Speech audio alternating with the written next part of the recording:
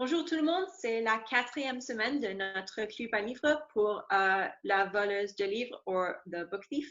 Aujourd'hui, on va lire 3 chapitres, l'incident Jesse Owens, the Jesse Owens Incident, l'autre face du papier de verre, the other side of sandpaper, et l'odeur de l'amitié, the smell of friendship. Alors, je vais commencer avec l'incident Jesse Owens. Hi everybody, this is week 4 of our book club on the book thief. So today we're going to read 3 chapters, the Jesse Owens Incident, the other side of sandpaper, and the smell of friendship. Sasha today will start in French. She would read the whole chapter, then we'll share the middle chapter, and then I'll read the last chapter that we're covering today. And as per usual, we'll have 4 questions. One of the questions for the last chapter, it's like 3 questions in one, but it's pretty short. We hope you're going to enjoy this week's episode. And Sasha, go for it. Okay. Whoa, I'm on the wrong chapter. Just a second. That happens all the time. Voilà. L'incident Jesse Owens. Comme nous le savons, vous et moi, Liesel n'habitait pas rue Humaine au moment où Rudy accomplit son acte d'infamie juvénile. Pourtant, rétrospectivement, elle avait l'impression d'y avoir assisté. Dans son souvenir, elle était en quelque sorte devenue membre du public imaginaire de Rudy. Si personne n'en parlait, ce n'était pas le cas de Rudy. Tant et si bien que lorsqu'elle en vint à raconter sa propre histoire, l'incident Jesse Owens en faisait partie, au même titre que les événements dont elle avait été le témoin direct. C'était l'année 1936, les Jeux olympiques d'Hitler.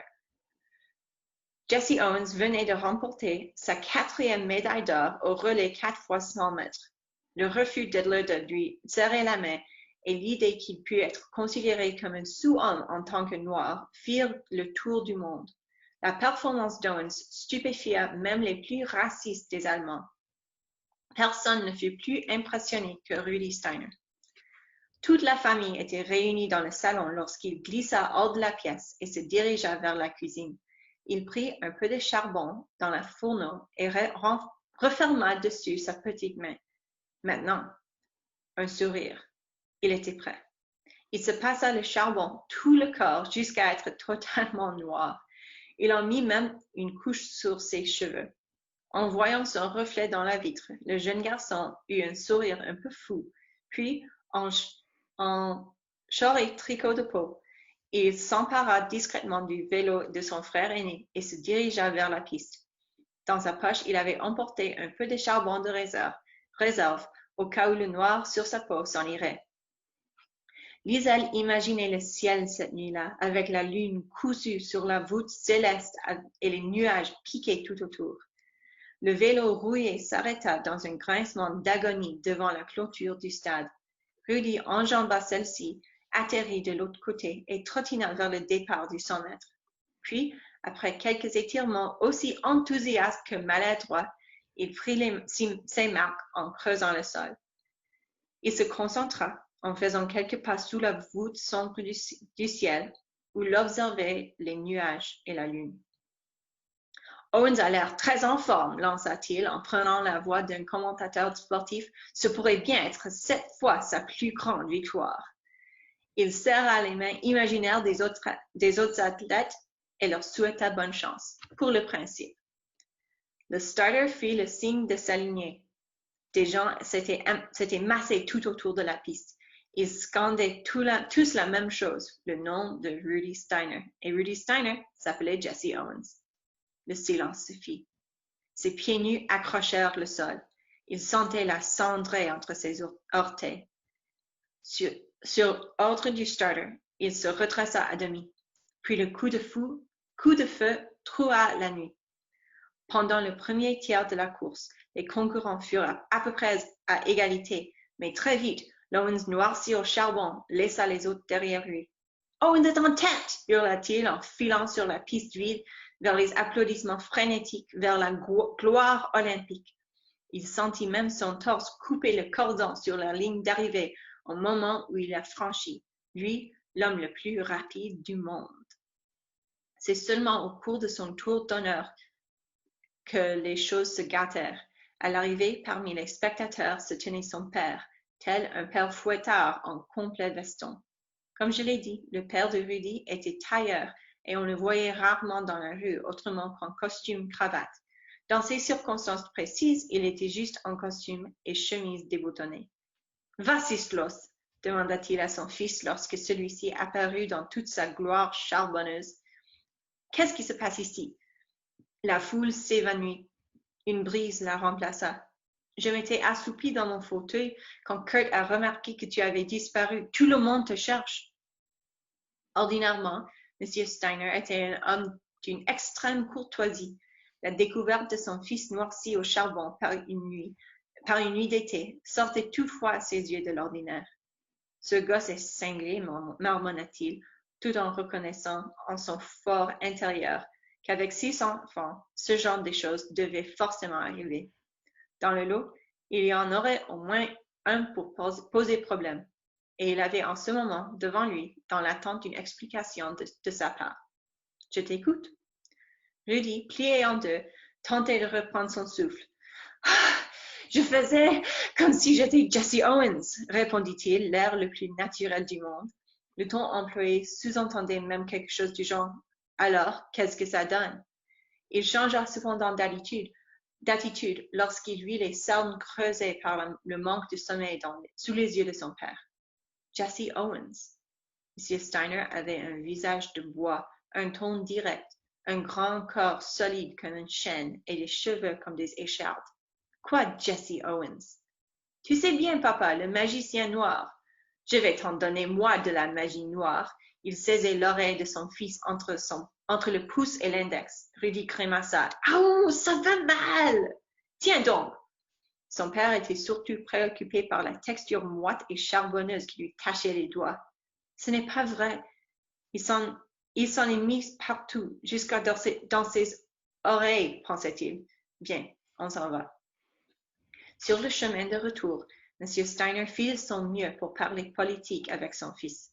C'est seulement des années plus tard que Rudy comprendrait tout, quand il serait trop tard pour chercher à comprendre quoi que ce soit. La politique contradictoire d'Alex Steiner. 1. Il était membre du parti nazi, mais il n'haïssait pas les Juifs, ni qui que ce soit d'ailleurs. 2. Toutefois, il ne put s'empêcher d'éprouver secrètement un certain soulagement, ou pire, un certain contentement, quand les boutiquiers juifs furent privés de travail, car d'après la propagande, des tailleurs juifs n'allaient pas tarder à venir lui voler sa clientèle. 3. Mais cela signifie-t-il qu'il devait être définitivement chassé? 4. Sa famille. Il devait évidemment tout faire pour l'entretenir. Et si ça voulait dire être membre du parti, eh bien, il était membre du parti. 5. Quelque part, tout au fond de son cœur, il éprouvait une démangeaison, mais il refusait de se gratter. Il redoutait ce qui pourrait alors suinter. En regagnant la rue Humaines, Alex dit à Rudy, « Fiston, tu ne peux pas te balader barbouillé de noir, tu m'entends? » Rudy écoutait, sans bien saisir le sens des paroles de son père.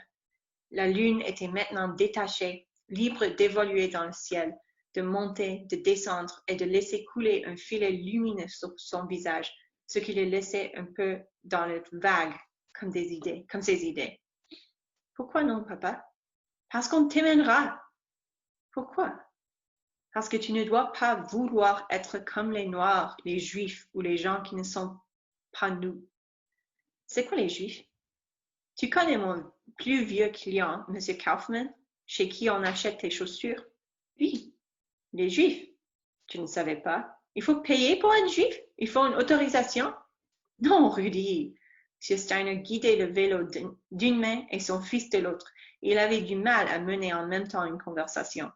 Il avait d'ailleurs oublié qu'il tenait toujours Rudy par l'oreille.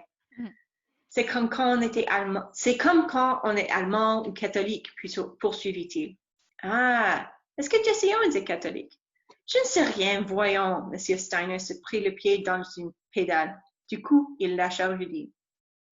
Ils avancèrent quelques minutes en silence, puis Rudy déclara, « J'aimerais ressembler à Jesse Owens, papa. » Cette fois, Son père lui posa la main sur la tête. « Je sais, fiston, mais tu as de beaux cheveux blancs et de grands yeux bleus de la bonne couleur. Tu n'as pas à t'en plaindre.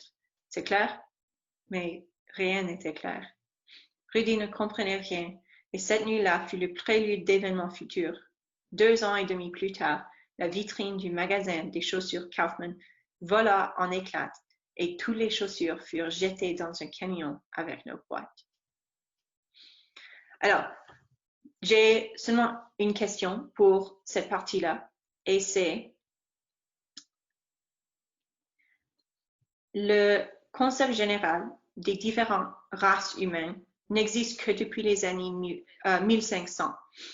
Ce qui est maintenant considéré raciste a beaucoup changé au cours des années, mais le racisme continue d'être un phénomène vraiment important et sérieux pendant tout ce temps.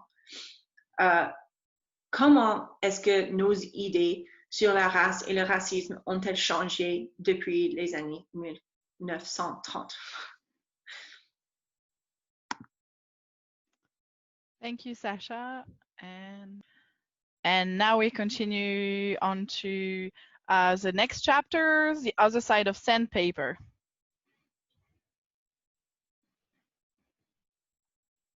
Sasha, you're starting, right? No, you're starting. Oh, I'm starting? Sorry, guys. Apparently, Sasha and I crossed our wires. So I'll get started. People have defining moments, I suppose, especially when they're children. For some, it's a Jesse Owens incident. For others, it's a moment of bedwetting hysteria. It was late May 1939, and the night had been like most others. Mama shook her iron fist, Papa was out, Liesel cleaned the front door and watched the Himmel Street sky. Earlier, there had been a parade. The brown-shirted extremist member of the NSDAP, otherwise known as the Nazi Party, had marched down Munich Street, their banners worn proudly, their faces held high, as if on sticks. Their voices were full of songs, culminating in a roaring rendition of Deutschland über alles, Germany over everything. As always, they were clapped. They were spurred on as they walked to who knows where. People on the street stood and watched, some with straight-armed salutes, others with hands that burned from applause. Some kept faces that were contorted by pride and rallied like a fraud dealer. And then there were the scattering of odd men out, like Alex Steiner, who stood like a human-shaped block of wood, clapping slow and dutiful and beautiful submission. On the footpath, Liesel stood with her papa and Rudy. Hans Hubermann wore a face with the shades pulled down. Some crunched numbers. In 1933, 90% of Germans showed unflinching support for Adolf Hitler. That leaves 10% who didn't. Hans Hubermann belonged to the 10%. There was a reason for that. In the night, Liesel dreamt like she always did. At first, she saw the brown shirts marching, but soon enough they led her to a train, and the usual discovery awaited. Her brother was staring again.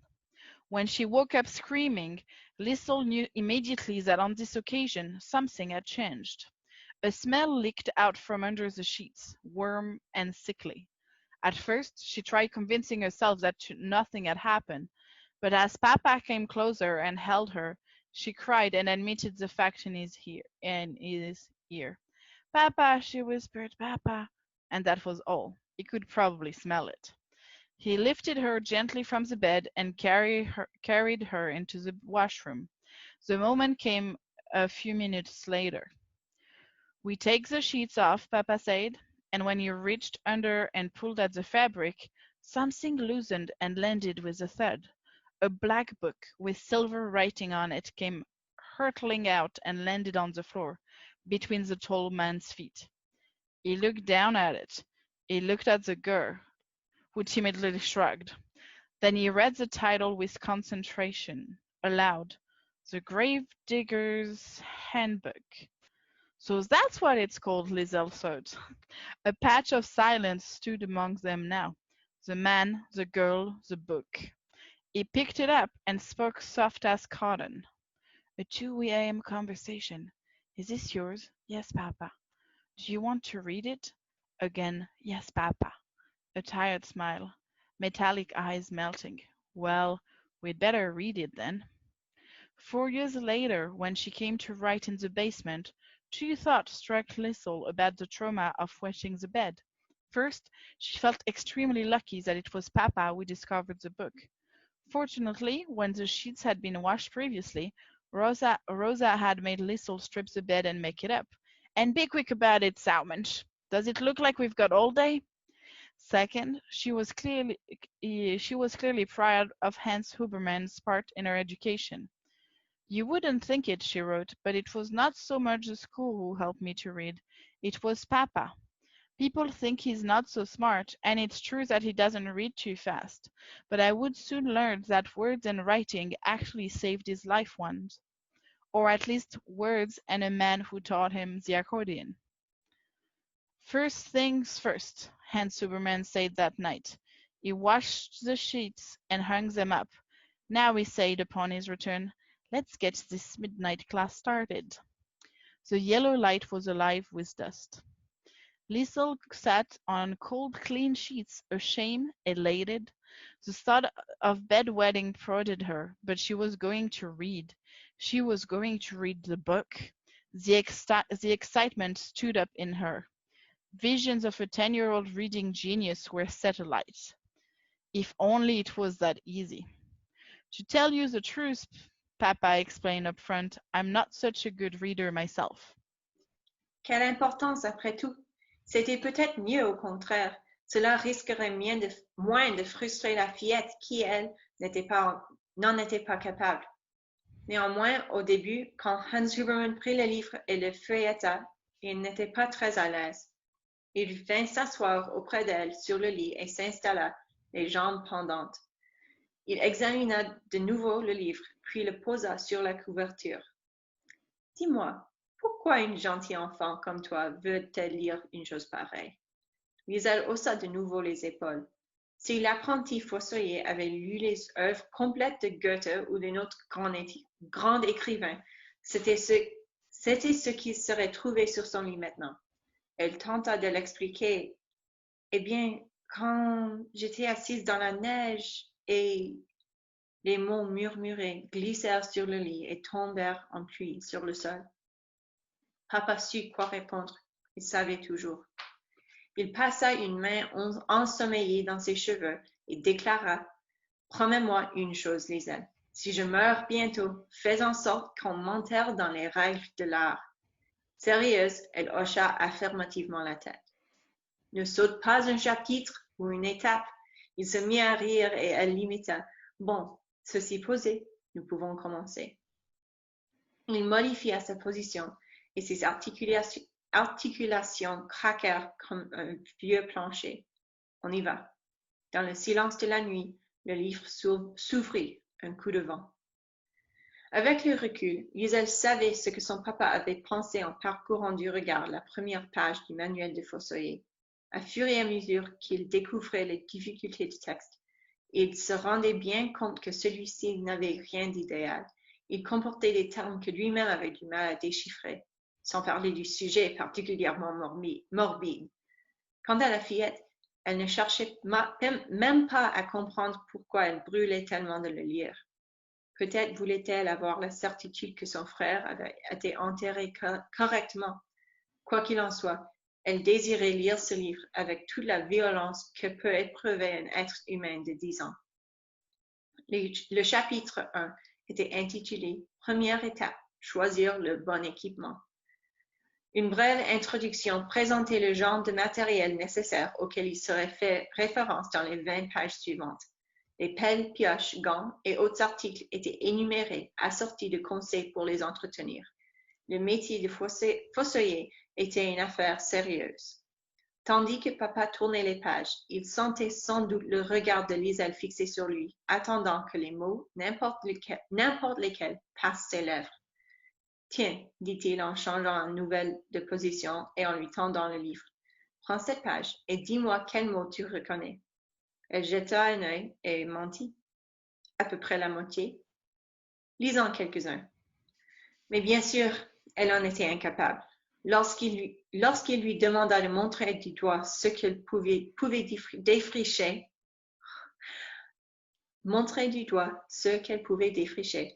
il n'y en avait que 3, les 3 articles allemands sur une page qui devait compter 200 mots. Ce sera peut-être plus difficile que prévu. Cette pensée traversa brièvement l'esprit de Hans Hubermann. Liesel le devina. Il se redressa, se mit debout et sortit de la chambre. Cette fois, quand il revint, il déclara « En fait, j'ai une meilleure idée. » Dans sa main, il tenait un gros crayon de peintre et une pile de papier de verre. « Commençons par le commencement. Tu vas devoir t'y frotter. » Liesel ne voyait pas raison de refuser. Dans l'angle gauche d'un morceau de papier de verre retourné, il dessina un carré de 3 cm sur 3 cm et il inséra un A majuscule. Dans l'autre angle, il plaça un A minuscule. « A » dit Liesel. « A comme quoi ?» Elle sourit. « Comme Apfel. » Il inscrivit le mot en gros caractères et dessina une pomme en dessous. La pomme avait une forme bizarre. Il était peintre de bâtiment, pas artiste. Quand il eut terminé, il déclara « Maintenant, passons au B. » Au fur et à mesure qu'il progressait dans l'alphabet, les yeux de Liesel s'agrandissaient. Elle avait fait cela à l'école, dans la classe des petits, mais cette fois c'était beaucoup mieux. Elle était la seule élève et ne ressemblait pas à une géante parmi les nains. C'était agréable de suivre le mouvement de la main de papa tandis qu'il écrivait les mots et traçait lentement les premiers croquis. « Allons, Liesel, » dit-il un peu plus tard, à un moment où elle pataugeait un peu. « Un mot qui commence par S. C'est facile pourtant, tu me déçois. » Elle ne voyait pas. « Allons, » l'aiguillonna-t-il à voix basse. « Pense à maman. » Cette fois, le mot la frappa comme un gifle. Elle ne put s'empêcher de sourire. « Salmensch !» s'écria-t-elle. Papa éclata de rire, puis s'efforça de se retenir. « Chut, il ne faut pas faire du bruit, dit-il, sans pouvoir se contrôler pour autant. » Il écrivit le mot en le complétant par l'un de ses croquis. Une œuvre d'art caractéristique de la manière de Hans Hubermann. Il y a un dessin d'une petite fille. « Papa, murmura-t-elle, il me manque mes yeux. » Il lui tapota les cheveux. Elle était tombée dans le piège. « Avec un sourire comme ça, dit Hans Hubermann, tu n'as pas besoin d'yeux. » Il la serra dans ses bras, puis contempla de nouveau le dessin avec son regard d'argent chaleureux. Maintenant, on passe au thé. Une fois l'alphabet terminé et étudié une bonne dizaine de fois, papa se pencha en avant. « Ça ira pour cette nuit, dit-il. S'il te plaît, encore quelques mots. » Il se montra ferme. « Non, c'est assez. Quand tu t'éveilleras, je jouerai de l'accordéon pour toi. »« Merci, papa. Bonne nuit. » Un rire monosyllabique. « Bonne nuit, Salmensch. »« Bonne nuit, papa. » Il alla éteindre la lumière et revint s'installer sur la chaise. Liesel garda les yeux ouverts dans l'obscurité. Elle observait les mots. Alors, ça c'est le deuxième chapitre. Est-ce que vous voulez faire votre question en premier? Oui. Why did Hans Hubermann decide that the Gravedigger's Handbook was not a great way for Liesel to learn to read? Et ma question, c'est aussi à propos de la lecture, c'est pourquoi Liesel préfère-t-elle apprendre à lire avec son papa plutôt qu'à l'école? The smell of friendship. It continued. Over the next few weeks and into summer, the midnight class began at the end of each nightmare. There were 2 more bedwetting occurrences, but Hans Hubermann merely repeated his previous cleanup heroics and got down to the task of reading, sketching, and reciting. In the morning's early hours, quiet voices were loud. On a Thursday, just after 3 p.m., Mama told Liesel to get ready to come with her and deliver some ironing. Papa had other ideas. He walked into the kitchen and said, "Sorry, Mama, she's not going with you today." Mama didn't even bother looking up from the washing bag. "Who asked you, Archlock? Come on, Liesel." "She's reading," he said. Papa handed Liesel a steadfast smile and a wink. With me, I'm teaching her. We're going to the Emperor upstream, where I used to practice the accordion. Now he had her attention. Mama placed the washing on the table and eagerly worked herself up to the appropriate level of cynicism. What did you say? I think you heard me, Rosa. Mama laughed. What the hell could you teach her? A cardboard green uppercut words. Like you could read so much, you sauko. The kitchen waited. Papa counterpunched. We'll take your ironing for you. You filthy... She stopped. The words popped in her mouth as she considered it. Be back before dark. We can't read in the dark, Mama, Liesel said. What was that, Saumensch? Nothing, Mama. Papa grinned and pointed at the girl. Book, sandpaper, pencil, he ordered her. An accordion, once she was already gone. Soon they were on Himmel Street carrying the words, the music, the washing. As they walked toward Frau Diller's, they turned around a few times to see if Mama was still at the gate, checking on them. She was. At one point she called out, Liesel, hold that ironing straight, don't crease it. Yes, Mama. A few steps later, Liesel, are you dressed warm enough? What did you say? Salmon, Drakix. You never hear anything. Are you dressed warm enough? It might get cold later. Around the corner, Papa bent down to do up a shoelace. Liesel, he said, could you roll me a cigarette? Nothing would give her greater pleasure. Once the ironing was delivered, they made their way back to the Emperor River, which flanked the town. It worked its way past, pointing in the direction of Dachau, the concentration camp. There was a wooden plank bridge. They sat maybe 30 meters down from it, in the grass, writing the words and reading them aloud, and when darkness was near, Hans pulled out the accordion. Liesel looked at him and listened, though she did not immediately notice the perplexed expression on her dad's face that evening as he played. Papa's face. It traveled and wandered, but it disclosed no answers. Not yet. There had been a change in him, a slight shift. She saw it, but didn't realize until later, when all the stories came together. She didn't see him watching as he played, having no idea that Hans Hubermann's accordion was a story. In the times ahead, that story would arrive at 33 Himmel Street in the early hours of morning, wearing ruffled shoulders and a shivering jacket. It would carry a suitcase, a book, and 2 questions. A story. Story after story. Story within story. For now, there was only the one as far as Liesel was concerned, and she was enjoying it. She settled into the long arms of grass, lying back. She closed her eyes and her ears held the notes. There were, of course, some problems as well. A few times Papa nearly yelled at her. Come on, Liesel, he'd say. You know this word, you know it. Just when progress seemed to be flowing well, somehow things would become lodged. When the weather was good, they'd go to the Emperor in the afternoon. In bad weather, it was the basement. This was mainly on account of Mama. At first, they tried in the kitchen, but there was no way. Rosa, Hans said to her at one point. Quietly, his words cut through one of her sentences. Could you do me a favor? She looked up from the stove. What? I'm asking you, I'm begging you. Could you please shut your mouth for just 5 minutes? You can imagine the reaction. They ended up in the basement. There was no lighting there, so they took a kerosene lamp and slowly, between school and home, from the river to the basement, from the good days to the bad, Liesel was learning to read and write. Soon, Papa told her, you'll be able to read that awful Graves book with your eyes closed, and I can get out of that midget class. She spoke this word with a grim kind of ownership. In one of their basement sessions, Papa dispensed with the sandpaper. It was running out fast, and pulled out a brush. There were few luxuries in the Hubermann household, but there was an oversupply of paint, and it became more than useful for Liesel's learning.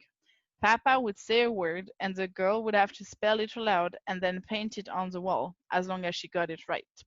After a month, the wall was recoated, a fresh cement page. Some nights after working in the basement, Liesel would sit crouched in the bath and hear the same utterances from the kitchen. "You stink," Mama would say to Hans, "like cigarette and kerosene." Sitting in the water, she imagined the smell of it, mapped out on her papa's clothes. More than anything, it was the smell of friendship, and she could find it on herself too. Liesel loved that smell. She would sniff her arm and smile as the water cooled around her. So in this chapter, there are a couple of things that Hans Hubermann does that are a bit different from what he was doing before. So my question is about one of them. What do you think Rosa did when Hans told her to shut her mouth? And do you think it is something that Hans normally would do? What do you think changed for him? So that is the end of our week 4 session. Thank you very much for joining us. Hope you had fun, and don't hesitate to leave us comment and answer the questions we've asked, and we'll try to answer you as soon as we can. Sasha? OK, ça c'est la fin de notre 4e semaine de Club de livres. Merci d'avoir écouté. Si vous avez des questions ou des commentaires, s'il vous plaît, mettez-les dans les commentaires de ce post et on va vous répondre aussitôt que possible. On espère que vous vous avez amusé et on vous verra la semaine prochaine. See you next week.